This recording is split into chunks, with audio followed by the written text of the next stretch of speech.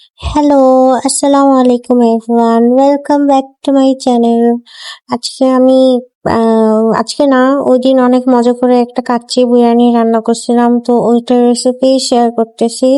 তো ফার্স্টে আমি এখানে কতগুলা গরুর মাংস, আমি গরুর কাচ্চি বানাচ্ছি। তো গরুর মাংস নিয়ে এর মধ্যে পেঁয়াজ বাটা, আদা রসুন বাটা দিয়ে আর লবণ আর অল্প একটু শুকনো মরিচ দিয়ে সুন্দর করে মাখায় নিতেছি। তারপরে এখানে আমি কিছু পেঁপে বাটা দিছি। পেঁপে বাটাটা মাস্ট ইউজ করতে হবে, না হলে মাংস সিদ্ধ হবে না ঠিক মতন। তারপরে এখানে আমি একটা প্যাকেটের মধ্যে কাচ্চির প্যাকেট মশলা যেটা, ওটা ইউজ করছি। তো আমার কাছে ইনস্ট্যান্ট এটাই মনে হয়েছে ইউজ করা বেটার হবে। তারপরে ওই মশলাটা দিছি অ্যান্ড ওটার সাথে কিছু গোটা মশলা ছিল সেটাও দিছি। অ্যান্ড এখানে আমি হাফ কাপের মতন তেল দিয়ে সুন্দর করে মাংসটাকে মাখায় নিতেছি। যত ভালো করে মাখানো হবে তত ভালো হবে। তারপর এখানে আমি একটু টক দই দিয়ে দিয়েছি, হাফ কাপের মতন টক দই দিয়ে এটাকে সুন্দর মতন মাখায় নিতেছি। তারপর এখানে আমি কিছু আলু কেটে রাখছিলাম, সেই আলুর মধ্যে অল্প কিছু জর্দার রং দিছি। এটা জাস্ট কালারের জন্য ইউজ করা, এটা আপনারা স্কিপ করলে করতে পারেন, বাট এটা ইউজ করলে খুবই সুন্দর একটা কালার আসবে। তারপরে এখানে আমি আলুগুলোকে সুন্দর মতন ভালো করে কালারটা মিক্স করছি। তারপর আমি ওই মাংসটার মধ্যে আমি আলুটা দিয়ে দিছি। দেওয়ার পরে ওটাকেও সুন্দর মতন মাখাই নিতেছি।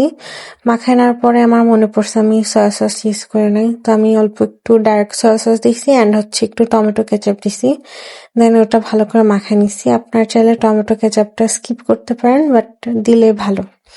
তারপরে এখানে আমি একটা পাতিলের মধ্যে পানি দিয়ে দেন ওখানে কিছু গোটা মশলা দিছি, লবণ দিছি, দেন একটু তেল দিছি অ্যান্ড একটু লেবুর রস দিছি। তেলটা দিছি যাতে পোলাওটা ঝরঝরা হয়, অ্যান্ড লেবুর রস দিলে পোলাওটা সাদা সাদা হয়।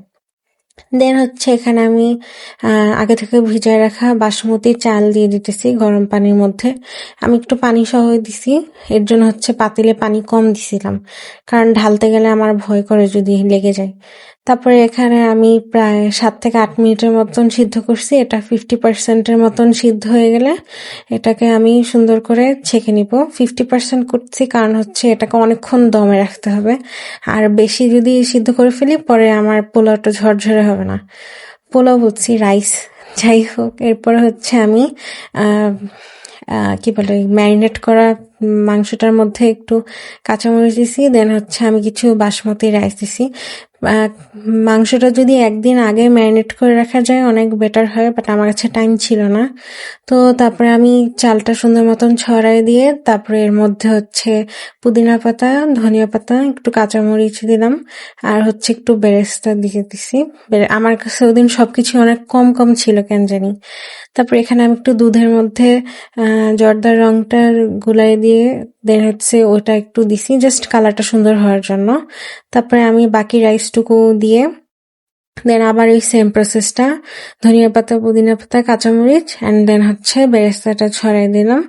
তারপরে আমি আবারও জর্দার রংটা বাকি যতটুকু ছিল সেটা দিয়ে ভালো করে দিয়ে দিলাম। দেন আমি এখানে পাতিলের মধ্যে একটু আটার কাই করে রাখছি, এটা দিছি দমে বসাবো এর জন্য।